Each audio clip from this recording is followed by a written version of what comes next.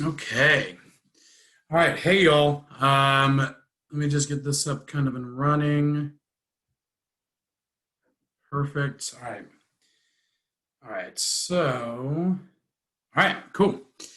All right. Hello. My name, for those of you who do not know me, is Spencer Sowards or Mr. Sowards or Mr. S. I teach U.S. history here at University High School, along with Miss Ramsey and Mr. Fox. I also teach AP Human Geo. So we're going to kind of get into it today. I wanted to go over kind of what we're going to be talking about. We're going to be talking about a period of American history known as Reconstruction. And we're going to talk about what that means definitionally, but also what that meant and means to kind of the fabric, the construct of our nation, and answering some of these questions, right, that we're talking about as we're going through this material of what freedom means. Okay, but before we get into kind of the lecture material, I wanted to go ahead and just give a quick little overview of how we're going to be taking notes for this video. At the end of each lecture, we are going to have questions kind of built into the assignment. So when this gets uploaded to Canvas, we are going to have questions that are beneath it that you're going to be required to answer. But as you are watching this video, what I want you to be doing is I want you to be taking notes, and I want you to be taking notes in the Cornell method style of note-taking. And so some of you are, again, familiar with this. You've been doing this for a while. But I just want to, again, we're talking about foundations here. So I want to kind of go over it again with you very briefly. So Cornell notes, it's a simple idea. It's going to be sectioned off notes. There's going to be 3 sections primarily that we're talking about. The first section is going to be right here. And you're basically going to be copying down the things that we're talking about in the lecture, the things that you're seeing on the slide, the words that you're seeing in the slides are on the slides. That's where that's going to be inserted, okay? That's what you're going to be writing. And you can either write this on paper, or you can write it, copy this down, save it to your computer, as long as that is uploaded with your assignments, because I know that I'm taking these for a grade. I believe Miss Ramsey and Mr. Fox are also taking these for a grade. So, just make sure that however you get those in, whether it's paper or the computer, that those are being photographed or uploaded into the assignment when you turn them in. So again, right here is going to be what you're taking from the lecture notes. Right over here is going to be questions, right? Or vocab words, or things, people that we may not necessarily have a bunch of information for on slides, but maybe you should write them down to kind of like remember who they are, okay? And I'm going to kind of guide you through that. I'm going to tell you what that looks like, so you don't have to worry about any of that. But that's what's going to go right in this section. And then at the bottom, you're going to write a summary. So like a 2 to 3 sentence, maybe 4 sentence, however long it takes for you to just summarize the information that has been presented to you that you've taken in, okay? And the cool thing about this, y'all, is that you already have an idea of what your summary is going to include, right? Right around here, we're talking about lesson. This is lesson 5 through 6. And we're going to be talking about Reconstruction, right? I mentioned that earlier. We're going to be talking about Reconstruction, and the essential question that goes along with it is, well, what was damaged or destroyed and why, right? So Reconstruction literally means to reconstruct, right? Construct means to build. So we are rebuilding something. What are we talking about here? What was damaged or destroyed? And then why? Why was it damaged or destroyed, right? After we try to rebuild this thing, this class picks up in 1877. So these lectures are going to kind of talk about why this class picks up in 1877. All right, so, and then up here, you're going to write U.S. history, which is the course, U.S. history 1877 to present, and then Unit 1, foundations. Foundations. This is what this whole unit has been about. So this is what you're doing. let me get this kind of going because I'm going to time this. I don't want to make these lectures extremely long, but those of you who are in my class, you know I can talk. So let's see here. All right. If you have any questions on Cornell notes, y'all, please do not hesitate to reach out to your teachers or kind of what that looks like in terms of submitting those notes. That is what we're here for. So reach out to us. Let us know you're having issues or let us know what we can do to help you. Okay. Let's get into the nitty gritty. All right. So as I mentioned before, what we're talking about throughout the course of these two lectures are going to be Reconstruction, right? This rebuilding. And this time period that we're talking about is 1865 to 1877. So roughly around an 12-year time span. We're going to be working as a nation to kind of rebuild after this little war that we just had called the Civil War, okay? And what is it that particularly we're trying to rebuild? Well, Reconstruction has two parts, okay? We're trying to, for the first time in U.S. history, we no longer have slavery, okay? There's an entire subsect of people who are no longer bound or chained, and we've got to figure out what we're doing with this group of people, how they're going to be knit kind of into, quote unquote, the fabric of society, what it is that we are going to be able to do for them to kind of combat some of, all the previous years, right? And then we're also going to be talking about like how we're going to be blending in the nation, how we're going to wove back into the fabric of our nation these states that decided to leave, right? They decided to leave because they wanted slavery, okay? So Reconstruction is really intricate, and it's dealing with a lot of different things. You can see right here, this is Tommy Smith, and behind him, you can't really see, is John Carlos. This is an image you might be familiar with. It is the image of the 1968 Olympics, where we're working towards civil rights in this country, the Voting Rights Act. And I just did it because it's a sign of empowerment. And really, Reconstruction is that time period, okay? There is a person, and again, remember the EQ that we're talking about, what was damaged or destroyed and why. Be thinking about that as we're kind of mulling along this information regarding Reconstruction. All right, so right here, this is what I talked about, this kind of very, very important period in our history. This is Killer Mike. Some of you may know Killer Mike. He is a rap artist from a band, or from a group, excuse me, called Run the Jewels. This is T.I., and you can't see her. This is Candace Owens, and Candace Owens is kind of a conservative philosopher, so to speak. She is a talking points representative when it comes to conservative thought or Republican ideals. And basically, in this meeting, T.I. is asking the question, well, we have this idea, right? We have this idea in America today where we talk about make America great again, right? We've all heard that.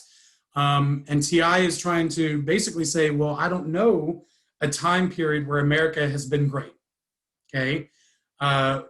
And Killer Mike comes in, and Killer Mike, again, he's one of the most prolific voices of our century. He comes in and he basically says that, no, we were great during the era of Reconstruction. And for the most part, that is true. That is not a false statement. The things that we're dealing with we're building, right? We are building a better community for Black people, and we are building a better community in society with amendments and laws and ways that we're trying to put back into the fabric these states. So he's not wrong. But as we go on, you're going to see kind of ways in which that was kind of deteriorated. But that's Killer Mike. All right.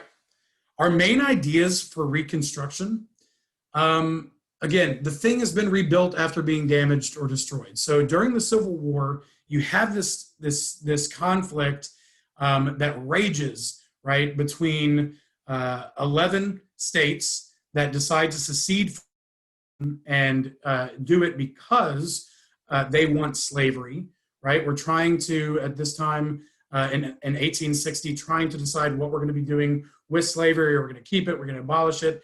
Are states going to that come into the Union going to be free? Or are they going to be slave? Well, Abraham Lincoln gets elected, and the idea of abolishing slavery is so scary to these southern states who have built their economies around slavery that they just can't fathom it. And so they break apart, and we have this kind of huge war that rages for 5 years. Being rebuilt at this time, you have a new South, okay? Economically, socially, politically, right?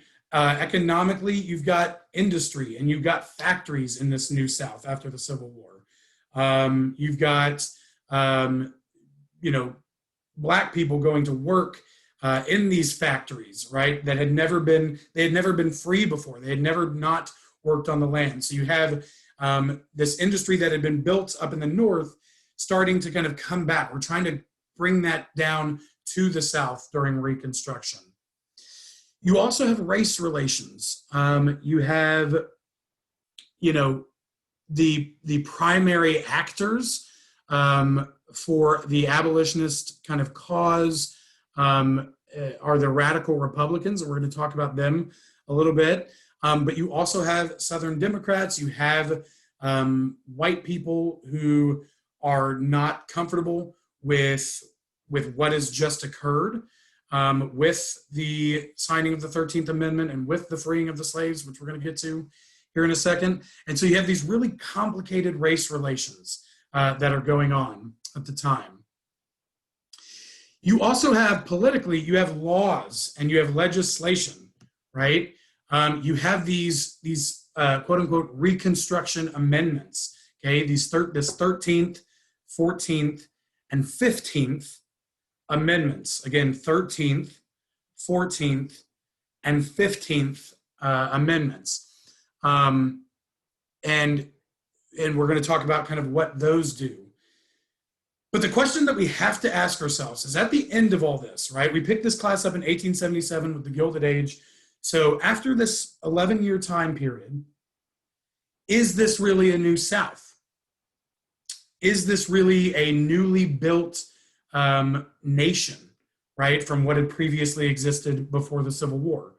And those are just questions that we're going to be asking ourselves kind of this entire time.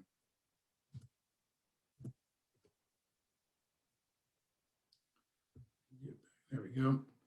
Okay, so we've got to look at the goals of Reconstruction. Now, this is kind of where you're going to be. This is kind of where you're going to be writing down. Okay, this is like the first part where you're in those Cornell notes. You're going to put it in that right-hand section. Okay. So, what were the goals of Reconstruction?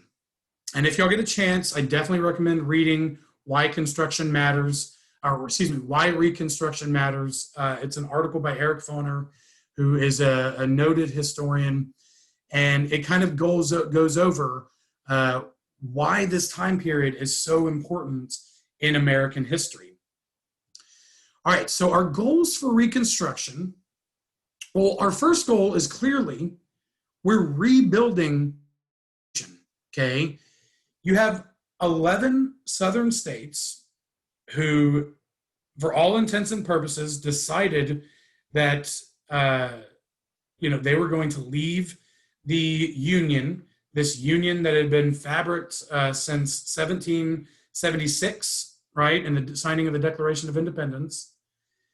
They decide to, and then we call it secede, right? The secede means to leave, right? So they're wanting to leave the Union. What we have to ask ourselves is, well, why? Why did they want to secede? And a lot of times what you're going to hear is that they wanted to leave for states because of states' rights, right? Abraham Lincoln was coming in and they were worried about their quote unquote states' rights being infringed upon. But I think what we have to understand is we have to ask the question, the state's right to do what? And in this case, clearly, more than 80 times in the secession documents, these documents that these states created to present to the Union to leave, to formally be able to leave the Union, they talk about slavery, right? They talk about, they want to keep slavery, and the idea of removing it is why they are choosing to leave, okay? You can think about it like this. It was treason to leave, so slavery was the reason for the treason. Now, we also have to think of one of the goals of Reconstruction being to redefine what being Black means, okay? So being Black means at this time, for centuries, since colonial times and before even, the idea of being Black has always meant being less than, right? Not equal to the white superior, okay? And now we are entering into an entirely different realm, okay? We're entering into an entirely different sphere where we have to now redefine what that looks like, what that means. This is our opportunity to do that, right? And so one of the things that I want you to kind of think about, if you can just think about it in terms of hugs versus slugs. So if you give yourself a big old hug, you're going to be, talking about one part of the plan. And then if you give yourself a slug, right, that's going to be the other part of the plan. And I'll kind of describe what that means here in just a second. So right here, we have Barack Obama hugging John Lewis. John Lewis just passed away here recently. And so hugs is just a more gentle idea of a plan. And then over here, you have slugs, this idea of like duking it out, right? You have Jim Jeffries, right? Or James Jeffries to your left right here. And then you have Jack Johnson. Jack Johnson is a notable character throughout history. We're going to kind of talk about him when we get into the early 1900s. Jack Johnson is our first African-American heavyweight champion of the world. And he holds that title for just shy of about 9 years. From about 1908 to about 1915, he holds this title. But the guy who he's fighting, the guy who he's boxing, his name is Jim Jeffries, and they didn't think that he could beat him. He ends up beating him, right? So this idea of slugs, this idea of slugging it out. You have hugs, and then you have slugs. Well, let's look at what that means. Let me bring this back around here.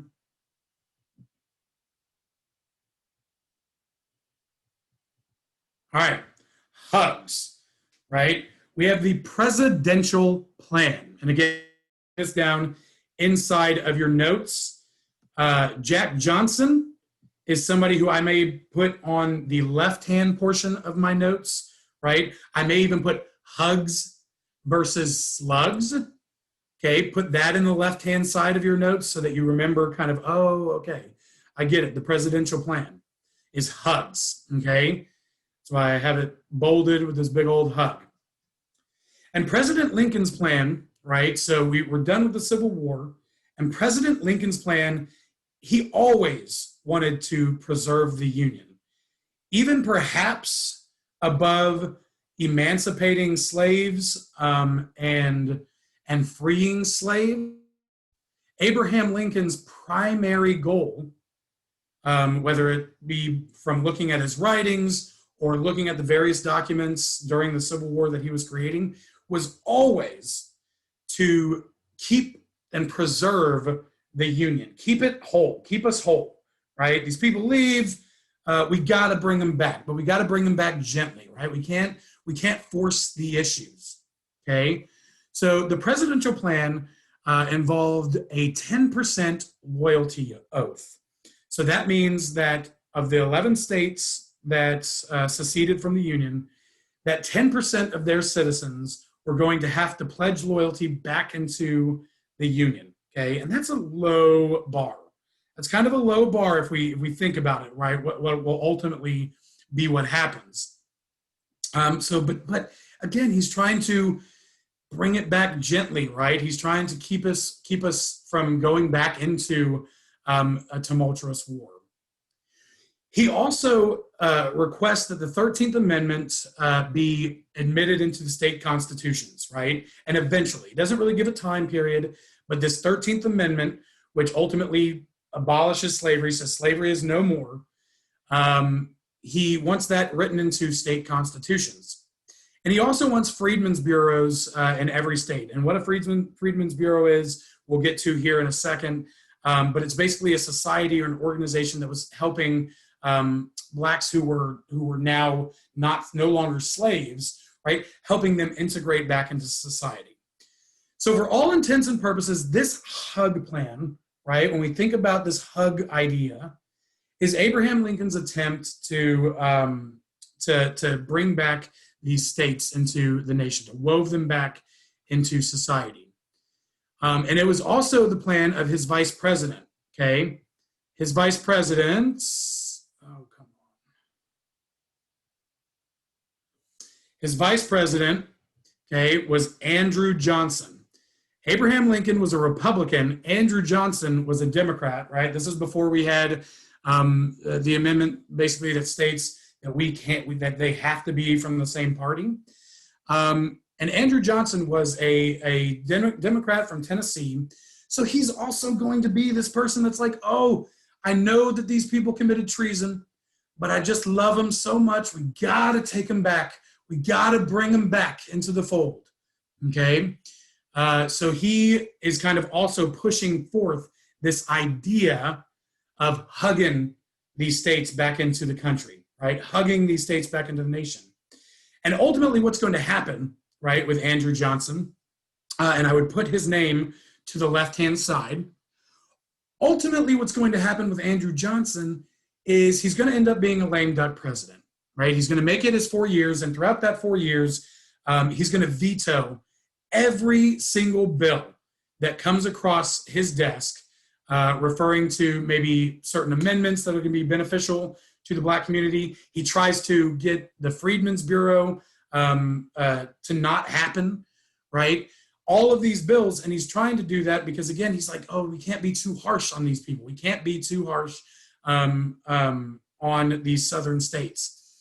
But you have these other actors, right? You have these radical Republicans. And I'm going to write this down, and this is what I want you to put in your left-hand side.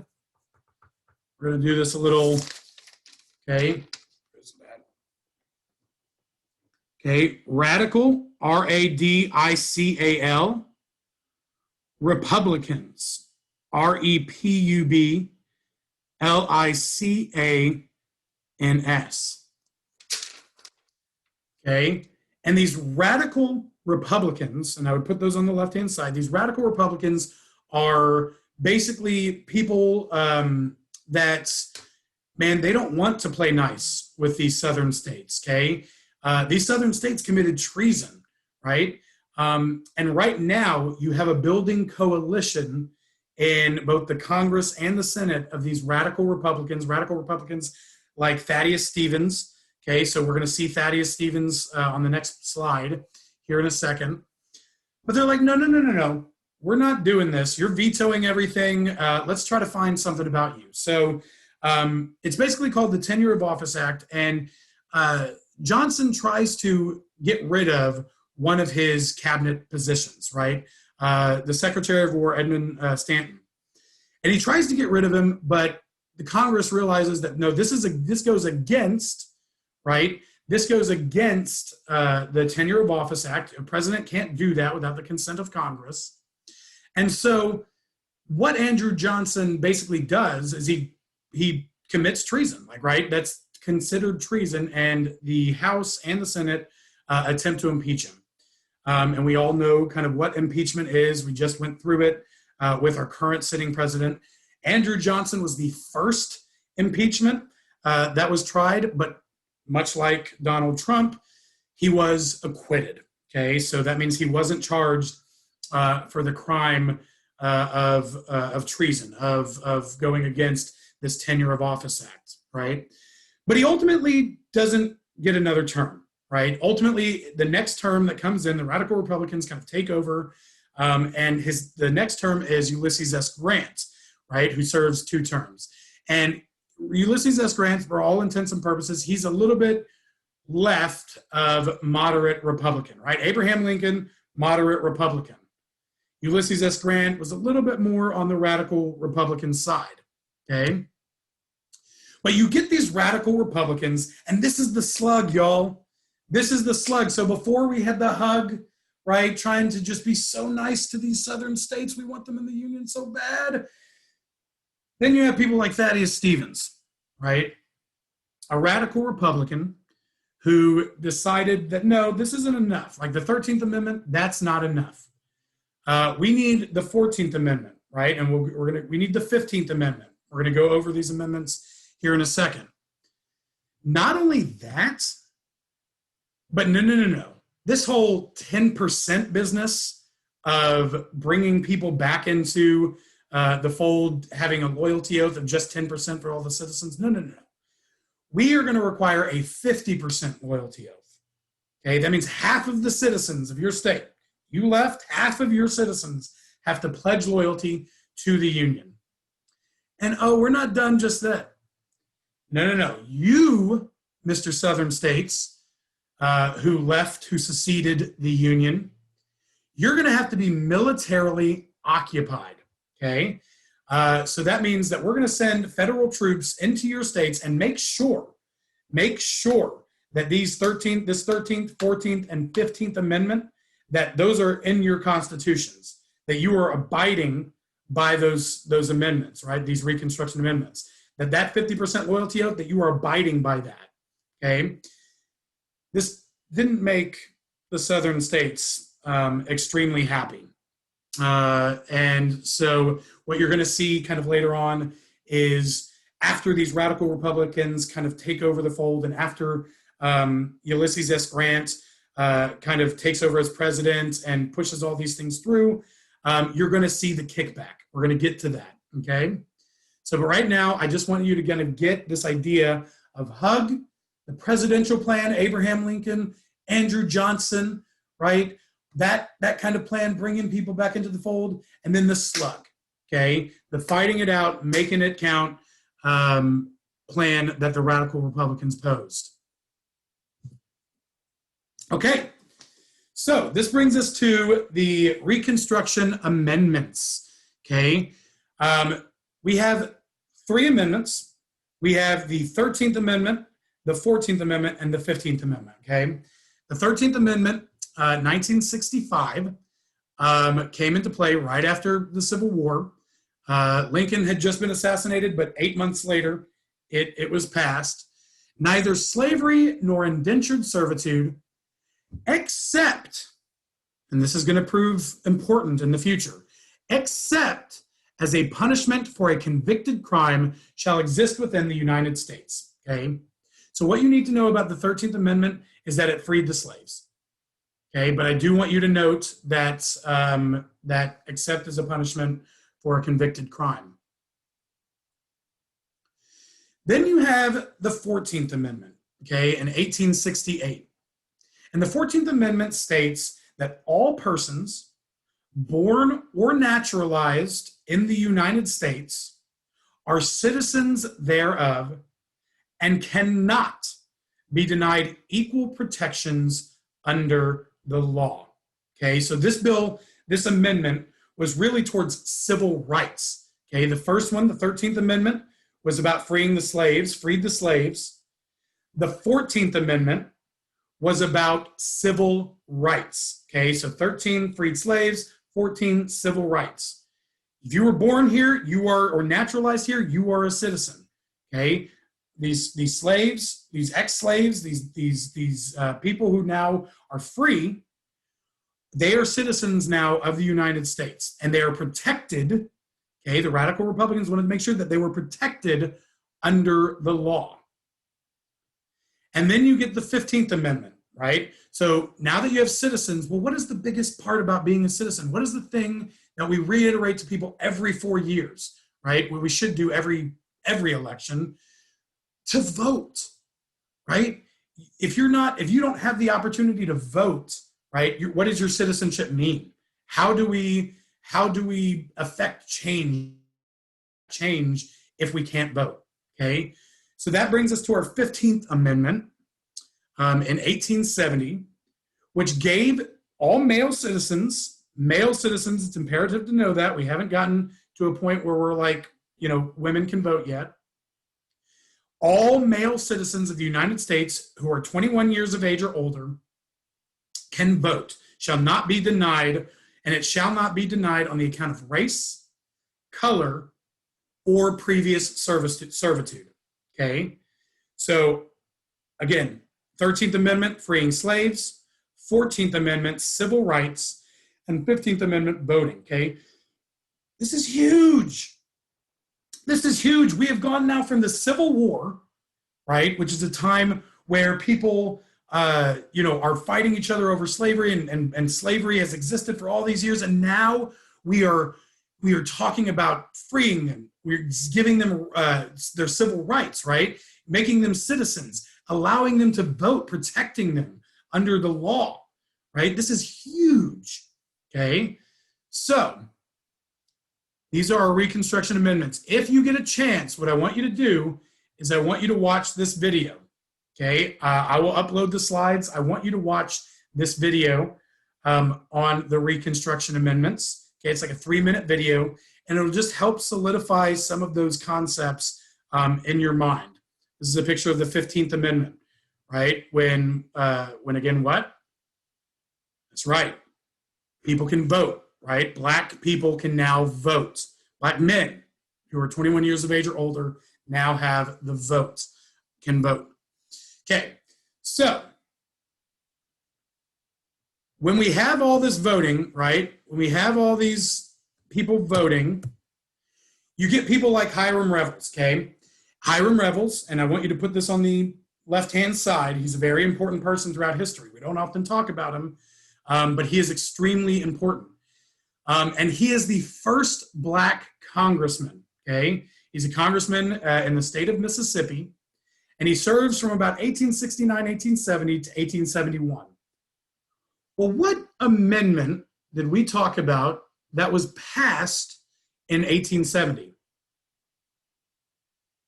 If you said the 15th Amendment, you'd be right, okay? So the 15th Amendment allows for all of these people, over 8,000 nationwide, Black men will serve in some form of congressional seat, whether it be Senate or Congress, House of Representatives, right? They will serve in this time period, okay?